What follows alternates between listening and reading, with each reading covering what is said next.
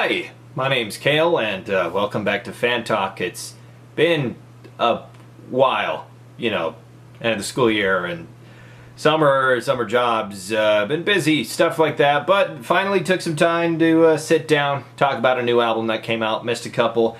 Gonna talk about a relatively recent one today, Gravebloom from the Acacia Strain. So, let's get into it.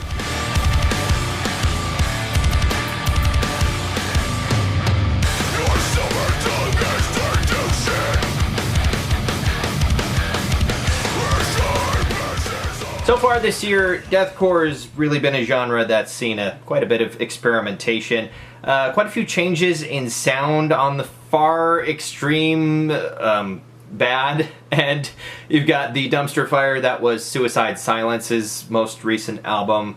A lot of fans very unhappy about that, but then on the less extreme end of experimentation with sounds, you've got bands like Shadow of Intent, Aversion's Crown, Fit for an Autopsy, which we talked about last time, experimenting a little bit with melody without really changing so much of their core sound that, would make their fans angry anyway.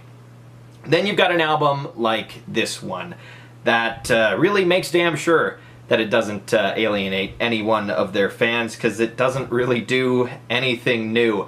We'll talk more about that later, and in fact, it's going to be a running theme throughout this review, but for right now, let's do a song by song. So the first two songs were really a drag. They weren't, in my opinion, they weren't album opener material. The songs were Worthless and Plague Doctor. They were really slow, really chuggy, and I know that's the Acacia Strain's thing. I know doomcore is what they do. It's what they do best, but goodness, they really kind of dragged on. What got my attention was the third song. What finally kind of brought me out of that was song number 3, which is Bitter Pill. It's a really refreshing change of tempo, brings things up a notch, and it really got me in the mood to listen to the rest of the album. Maybe my opinion on the first two songs would change with a repeat listen, but really, it almost ruined the rest of the album. I almost wanted to stop listening, but I couldn't because I wanted to make a video about it. And I'm glad I stuck in, because Bitter Pill is really more my kind of thing. After that, like I said, the slower songs were a little bit easier to get into. You start to see more of the same kind of an in-between between the more up-tempo songs of like Bitter Pill and some slower ones like Gravebloom, which is the title track.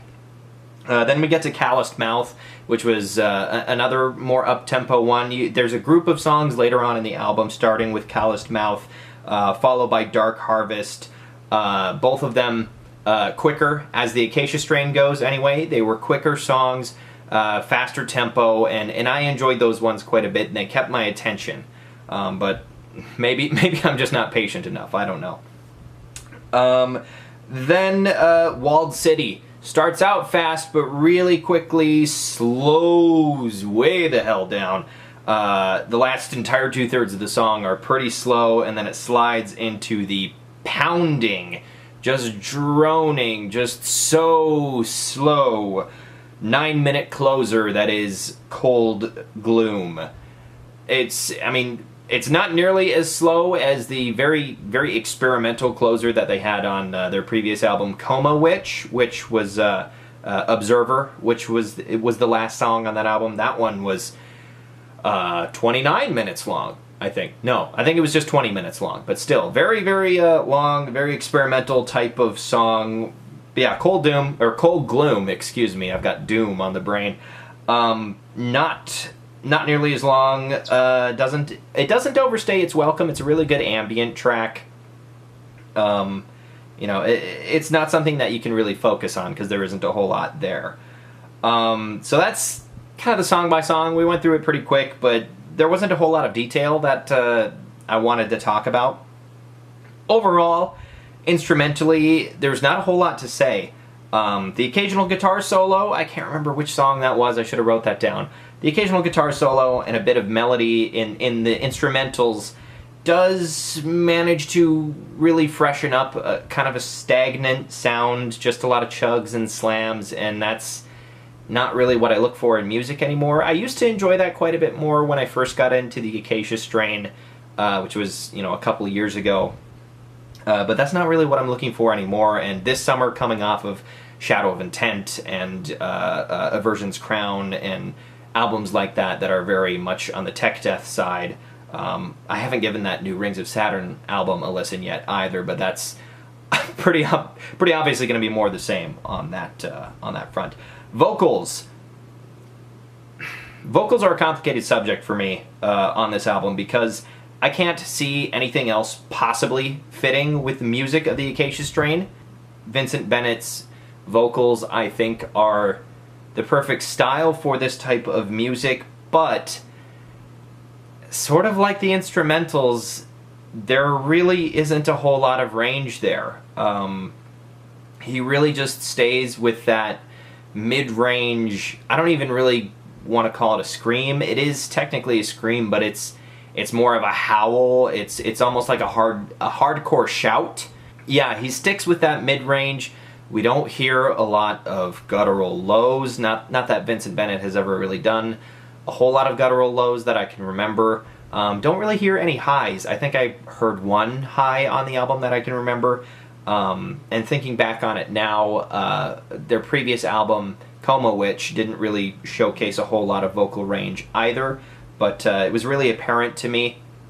And that kind of brings me to another thing, because this lack of vocal range reminds me of comments that I made during the last review for Fit for an Autopsy, which was also an album coincidentally produced by Will Putney.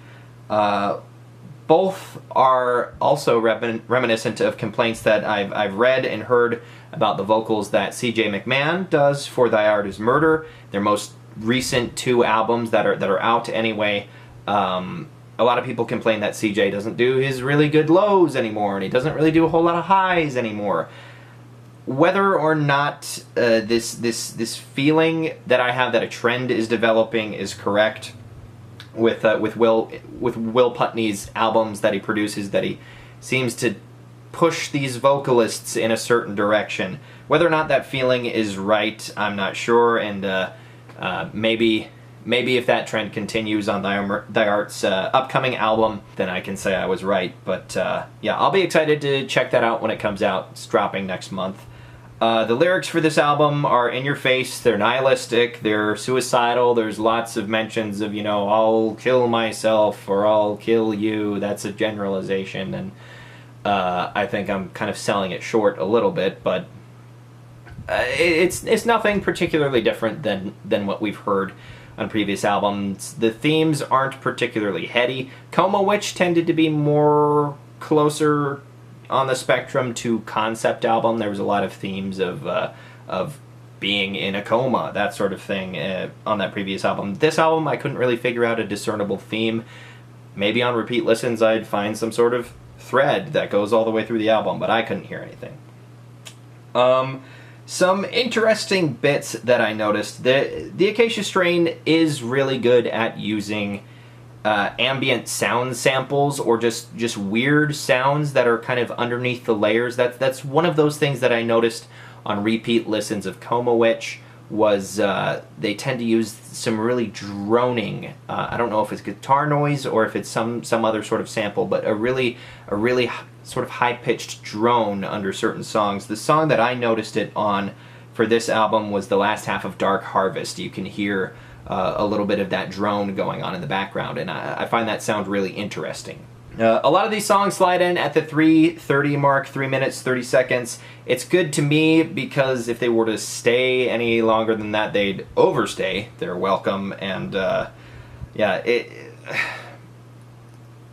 I was bored. I'm gonna be honest, I was bored through a fair bit of these songs. They didn't grab me. There's nothing new here. It had been a long time since I had listened to an Acacia Strain album, and or at least listened to one all the way through rather than just a couple of songs. And I can't say that there's anything on this one that's going to keep me coming back for those repeat listens to notice more, because I was bored.